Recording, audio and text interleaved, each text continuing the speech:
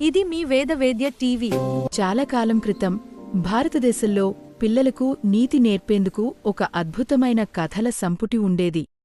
ఆ కథలను రచించినవారు జ్ఞానవంతుడైన విష్ణు శర్మ.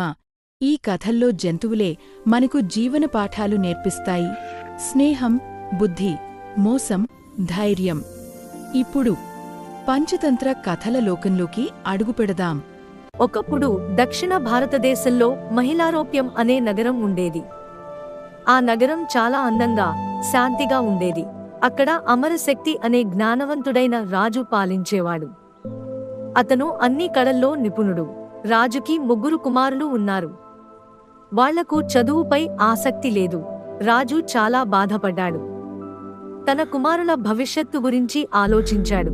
రాజు మంత్రులను పిలిచాడు. సలహా ఇవ్వమని కోరాడు. ఒక మంత్రి చదువు చాలా కాలం పడుతుందని చెప్పాడు.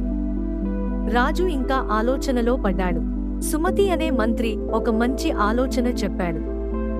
విష్ణు శర్మ గురించి వివరించాడు. రాజు విష్ణు శర్మను పిలిచాడు.